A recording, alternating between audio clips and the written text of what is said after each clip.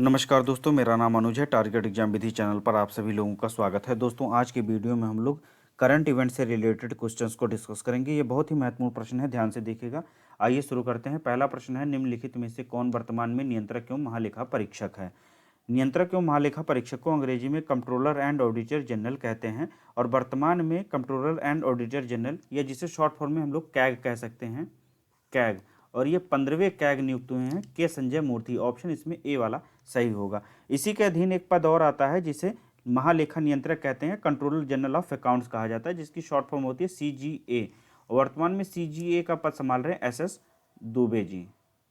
यदि आपसे एग्जाम में पूछा जाता है कैग के बारे में तो के संजय मूर्ति लगाना है। यदि आपसे CGA के बारे में पूछा जाता है तो SS दुबे लगाना है। अब मैं एक चीज़ और बता देता हूँ, भारतीय संविधान का जो अनुच्छेद 148 है, इसके अधीन कैग की नियुक्ति का प्रावधान किया गया है, जिसकी नियुक्ति हमेशा राष्ट्रपति ही करते हैं। आइए अन्य ऑप्शंस को देख लेते हैं। ऑप्शन बी है आपका राजीव कुमार। राजीव कुमार भारत के 25वें मुख्य चुनाव आयुक्त हैं, मुख्य चुनाव आयुक्त। यदि आपसे पूछता है कि प्रथम मुख्य चुनाव आयुक्त कौन थे, तो सुकुमार सेन जी थे, सुकुमार सेन। अन्य ऑप्शंस को देखते हैं। ऑप्शन सी है प्रवीण कुमार श्रीवास्तव। प्रवीण कुमार श्रीवास्तव भारत में 19वें सतर्कता आयुक्त हैं, केंद्रीय सतर्कता आयुक्त बनाए गए हैं प्रवीण कुमार श्रीवास्तव। अन्य ऑप्शंस को देख लेते। अन्य जो डी वाला ऑप्शन है, सुमन कुमार बेरी। सुमन कुमार बेरी इस समय नीति आयोग के उपाध्यक्ष हैं, नीति आयोग के उपाध्यक्ष। और नीति आयोग के अध्यक्ष हमेशा प्रधानमंत्री होते हैं, और इस समय नीति आयोग के अध्यक्ष श्री नरेंद्र मोदी जी हैं। यदि आपसे नीति आयोग के CEO के बारे में पूछता है तो नीति आयोग के CEO हैं VVR सुब्रमण्यम जी। आइए दूसरा प्रश्न देखते हैं। दूसरा प्रश्न है, निम्नलिखित में से कौन वर्तमान में माइक्रोसॉफ्ट का CEO है? ऑप्शन इसमें सी वाला सही होगा, सत्या नडेला। सलील पारेख इन्फोसिस के CEO हैं, इन्फोसिस। और सैम ऑल्टमैन है ओपन AI के, ओपन AI वही कंपनी है जिसने चैट GPT नामक चैटबॉट बनाया है। और ऑप्शन डी है रजत पुन्हानी। रजत पुन्हानी है संसद टीवी के CEO हैं। आइए आगे देखते हैं। तीसरा प्रश्न है, निम्नलिखित में से किसका ब्रांड एम्बेसडर PV सिंधु को बनाया गया है? ऑप्शन इसमें डी वाला सही होगा। तंबाकू नियंत्रण के लिए राष्ट्रीय ब्रांड एम्बेसडर बनाया गया है PV सिंधु को। अन्य ऑप्शंस देखते हैं। जैसे ऑप्शन ए है साइबर सिक्योरिटी के लिए राष्ट्रीय ब्रांड एम्बेसडर, तो रश्मिका मंधाना है, रश्मिका मंधाना। यूनिसेफ इंडिया की राष्ट्रीय ब्रांड एम्बेसडर बनाई गई हैं करीना कपूर, करीना कपूर। और जहाज रानी और जलमार्ग मंत्रालय के ब्रांड एम्बेसडर के तौर पर मनु भाकर को नियुक्त किया गया है, मनु भाकर। चौथा प्रश्न है, निम्नलिखित भौगोलिक संकेतक GI टैग्स पाए उत्पादों में से किसका संबंध गुजरात से है? तो ऑप्शन है आपके अजरक प्रिंट, तिरंगा बर्फी, गोंड पेंटिंग या रिगनाई पचरा। तो ऑप्शन इसमें ए वाला सही होगा, अजरक प्रिंट। अजरक प्रिंट गुजरात के कच्छ से संबंधित है, कच्छ जिला है गुजरात का, यहाँ से संबंधित है। अभी पिछले साल ही से GI टैग मिला है। यह कपड़े पर हाथ से ब्लॉक प्रिंटिंग करने की एक पारंपरिक विधि है, इसे याद रखिएगा। इसके अतिरिक्त पिछले साल ही घरचोला को भी GI टैग मिला है, इसका संबंध भी गुजरात से है। यह एक पारंपरिक गुजराती शादी की साड़ी है, घरचोला साड़ी, जो गुजरात में पहनी जाती है। आइए अन्य ऑप्शंस को देख लेते हैं। तिरंगा बर्फी, तिरंगा बर्फी का संबंध वाराणसी से है, वाराणसी उत्तर प्रदेश से। तिरंगा बर्फी दोस्तों 1940 में वाराणसी में एक राम भंडार नाम की मिठाई की दुकान हुआ करती थी, उसके संचालक थे मदन गोपाल गुप्ता जी। इन्होंने स्वतंत्रता आंदोलन के दौरान तिरंगा बर्फी बनाई थी, तभी से यह प्रसिद्ध हुई, इसीलिए जो है इसे GI टैग मिला है। गोंड पेंटिंग की बात करें तो गोंड पेंटिंग आदिवासी, जो गोंड आदिवासी समूह है उसके द्वारा चित्रकला का एक कौशल है, चित्रकला की एक पद्धति है जो मध्य प्रदेश से संबंधित है। पिछले वर्ष इसे भी जो है गोंड पेंटिंग को भी GI टैग मिला है, तो आप लोग इसे भी याद रखिएगा। जो ऑप्शन डी है रिगनाई पचरा, रिगनाई पचरा त्रिपुरा से संबंधित है, त्रिपुरा से, और यह आदिवासी महिलाओं की पारंपरिक पोशाक है, इसे याद रखिएगा। आइए आगे देखते हैं। पांचवा प्रश्न है, निम्नलिखित में से किस उद्देश्य की पूर्ति के लिए, जो उद्देश्य दिए गए हैं आपको चारों, एक सेकंड, हाँ, ये जो ABCD में चारों उद्देश्य दिए गए हैं, इनमें से किसकी पूर्ति के लिए प्रवाह पोर्टल का शुरुआत की गई थी? प्रवाह पोर्टल की शुरुआत की गई थी ऑप्शन ए के लिए किसी भी व्यक्ति या संस्था के लिए आरबीआई से लाइसेंस प्राधिकरण रेगुलेटरी अप्रूवल्स पाने के लिए सुरक्षित और केंद्रीकृत मंच है। यदि एग्जाम में पूछेगा कि प्रवाह पोर्टल किसने शुरू किया तो आपको लगाना है रिजर्व बैंक ऑफ इंडिया या आरबीआई। आइए आगे देख लेते हैं। ऑप्शन बी है 85 वर्ष से अधिक आयु और दिव्यांगों के घर से ही मतदान को संभव बनाने के लिए चलाया गया मंच। तो यह था दोस्तों सक्षम ऐप, सक्षम ऐप, और इसे चलाया था चुनाव आयोग ने। चुनाव आयोग ने सक्षम ऐप के माध्यम से 85 वर्ष के जो ऊपर की आयु के लोग थे और दिव्यांग थे, जो घर से जो है मतदान बाहर जाकर नहीं कर सकते थे, उनका घर पर ही मतदान संभव किया था सक्षम ऐप के द्वारा। ऑप्शन सी है आरपीएफ कर्मियों को नए और पुराने आपराधिक कानूनों की जानकारी देने के लिए बनाया गया ऐप कौन सा था? तो यह संज्ञान ऐप था, संज्ञान ऐप। इसे आरपीएफ ने जारी किया था, आरपीएफ द्वारा यह जारी किया गया था। ऑप्शन डी है ई कॉमर्स प्लेटफॉर्म पर डार्क पैटर्न से उपभोक्ताओं के संरक्षण के लिए चलाया गया। इसके लिए चलाया गया था जागृति ऐप, जागृति ऐप या जागो ग्राहक जागो ऐप, जागो ग्राहक जागो ऐप, या फिर जागृति डैशबोर्ड आप लगा सकते हैं यदि एग्जाम में जागृति डैशबोर्ड आएगा तो। ये तीनों जो प्लेटफॉर्म हैं, जागृति ऐप, जागो ग्राहक जागो ऐप या जागृति डैशबोर्ड, या उपभोक्ता मामलों के विभाग द्वारा शुरू किए गए थे। उपभोक्ता मामलों के विभाग ने इसे शुरू किया था ई कॉमर्स प्लेटफॉर्म पर डार्क पैटर्न से उपभोक्ताओं की सुरक्षा के लिए। आइए आगे देखते हैं। छठवां प्रश्न है ऑपरेशन राइजिंग सन पहल निम्नलिखित में से किससे संबंधित है? यहां पर 4 पहलें दी हुई हैं। पहली पहल है केरल सरकार की एक पहल जिसका मकसद एंटीबायोटिक दवाओं के अत्यधिक इस्तेमाल को रोकना है, या उत्तराखंड में केदारनाथ धाम यात्रा के सुचारू संचालन के लिए पुलिस की ओर से चलाया गया यह पहल था, या राजस्व खुफिया निदेशालय जिसे डायरेक्टरेट ऑफ रेवेन्यू इंटेलिजेंस कहते हैं ने 4 राज्यों असम, बिहार, दिल्ली और उत्तर प्रदेश में सोने की तस्करी सिंडिकेट को उजागर करने के लिए शुरू किया था। तो दोस्तों ऑपरेशन राइजिंग सन इसी के लिए शुरू हुआ था। ऑप्शन इसमें सी वाला ही सही होगा।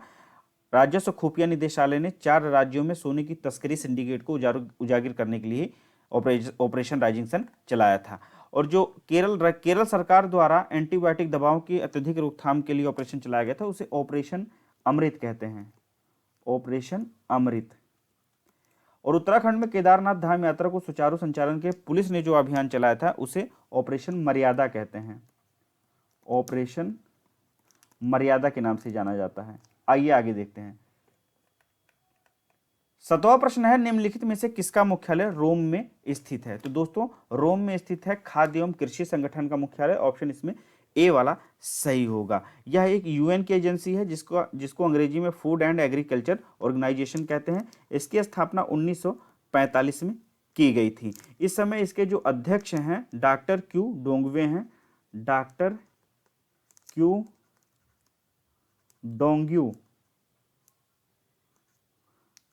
डॉक्टर क्यू डोंग्यू इस समय FAO के चेयरमैन हैं। आगे आइए देख लेते हैं अन्य ऑप्शंस। अंतरराष्ट्रीय न्यायालय या जिसे हम इंटरनेशनल कोर्ट ऑफ जस्टिस कहते हैं, यह भी जुडिशियल ऑर्गन है यूएन का और इसकी भी स्थापना 1945 में ही की गई थी, 1945 में। इसका मुख्यालय है हेग में, मुख्यालय हेग में है और हेग नीदरलैंड में पड़ता है, इसे आप लोग याद रखिएगा। इसके वर्तमान में अध्यक्ष है कार्यकारी अध्यक्ष जूलिया सेबुटिंडे हैं, जूलिया सेबुटिंडे इसकी वर्तमान में अध्यक्ष हैं, लेकिन कार्यकारी अध्यक्ष हैं क्योंकि इसके पहले जो अध्यक्ष हुआ करते थे नवाफ सलाम, ये लेबनान के प्रधानमंत्री बनने के लिए इन्होंने अपने पद से इस्तीफा दे दिया, इसलिए इन्हें जो है कार्यवाहक अध्यक्ष के तौर पर नियुक्त किया गया है अंतर्राष्ट्रीय न्यायालय में। ऑप्शन सी है आपका यूनेस्को को फुल फॉर्म होता है united educational scientific and cultural organisation. इसकी भी स्थापना 1945 में ही की गई थी। इसका हिंदी में रूपांतरण होगा संयुक्त राष्ट्र शैक्षिक वैज्ञानिक और सांस्कृतिक संगठन। दोस्तों ये भी एक यूएन की एजेंसी है, इसका मुख्यालय पेरिस में स्थित है। जो कि फ्रांस में पड़ता है, एग्जाम में आएगा, आप लोग याद रखिएगा। और इसके जो महानिदेशक हैं, महानिदेशक ऑड्रे अजोले हैं, ऑड्रे अजोले। लास्ट ऑप्शन है आपका एशियन डेवलपमेंट बैंक या एशियाई विकास बैंक, जिसकी शॉर्ट फॉर्म एडीबी लिखी हुई है। इसकी स्थापना 1966 में की गई थी। इसका मुख्यालय है मनीला, फिलीपींस में, मनीला फिलीपींस में। और इसके जो अध्यक्ष हैं मसात्सुगो असाकावा हैं, मसात्सुगो असाकावा, ये जापानी है, याद रखिएगा। आइए 8वां प्रश्न देखते हैं। निम्नलिखित में से किसका ब्रांड एम्बेसडर पंकज त्रिपाठी को बनाया गया है? पंकज त्रिपाठी को मध्य प्रदेश के पर्यटन के ब्रांड एम्बेसडर के रूप में नियुक्त किया गया है। ऑप्शन इसमें बी वाला सही होगा। और त्रिपुरा पर्यटन के ब्रांड एम्बेसडर बने हैं सौरभ गांगुली, सौरभ गांगुली। थाईलैंड पर्यटन के ब्रांड एम्बेसडर बने हैं सोनू सूद। भारतीय स्टेट बैंक के ब्रांड एम्बेसडर हैं धोनी, और धोनी सिट्रोन कार के भी हैं, सिट्रोन कार के, याद रखिएगा। आइए देखते हैं आगे। और 9वां प्रश्न है, निम्नलिखित में से किसका संबंध संपूर्णता अभियान से है?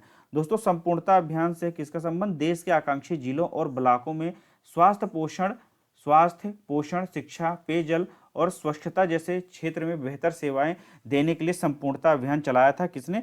नीति आयोग ने चलाया था, नीति आयोग द्वारा चलाया था। ऑप्शन इसमें ए वाला ही सही होगा। फिर से मैं एक बार इस लाइन को समझा देता हूं। नीति आयोग द्वारा ये संपूर्णता अभियान देश के आकांक्षी जिलों में जहां पर यह व्यवस्था नहीं थी, जैसे कि स्वास्थ्य सेवा, पोषण, शिक्षा या पेयजल या स्वच्छता संबंधी क्षेत्र में बेहतर सेवाएं देने के लिए नीति आयोग ने इसे शुरू किया था। आइए अन्य ऑप्शन से देख लेते हैं। ऑप्शन बी है आपका भारतीय संविधान के प्रति लोगों की समझ बढ़ाना और कानूनी अधिकारों के प्रति जागरूकता बढ़ाना। इसके लिए एक अभियान चलाया गया जिसे हमारा संविधान हमारा सम्मान अभियान नाम दिया गया। हमारा संविधान हमारा सम्मान, यह अभियान चलाया था न्याय विभाग ने, न्याय विभाग द्वारा यह चलाया गया था। ऑप्शन सी है भारतीय सेना ने प्राचीन ग्रंथों से मिली सैन्य विरासत को फिर से खोजना और उसे आधुनिक सैन्य शिक्षा में शामिल करने के लिए कौन सा अभियान चलाया था? तो प्रोजेक्ट उद्भव। प्रोजेक्ट उद्भव भारतीय सेना द्वारा चलाया गया एक ऐसा अभियान था जिसके अंतर्गत भारतीय सेना प्राचीन भारतीय ग्रंथों को खोजेगी जो सैन्य विरासत के रूप में है और उन्हें आधुनिक सैन्य शिक्षा में शामिल करेगी। आइए 10वां प्रश्न देखते हैं। निम्नलिखित में से कौन सा महोत्सव सिक्किम राज्य से संबंधित है? तो दोस्तों सिक्किम राज्य से संबंधित है सागा दावा महोत्सव। ऑप्शन इसमें डी वाला सही होगा। सागा दावा महोत्सव दोस्तों भगवान बुद्ध के जन्म, उनके ज्ञान प्राप्ति और उनके महापरिनिर्वाण के स्मरण के रूप में मनाया जाता है। ऑप्शन इसमें डी वाला सही होगा। इसे हम लोग ट्रिपल ब्लेस्ड फेस्टिवल के नाम से भी जानते हैं। यहां मैं लिख देता हूं triple blessed festival, triple blessed festival के रूप में हम लोग सागा दावा महोत्सव को के रूप में जानते हैं। ऑप्शन इसमें डी वाला सही होगा। ऑप्शन ए है आपका सदुल्ला बथुकम्मा महोत्सव।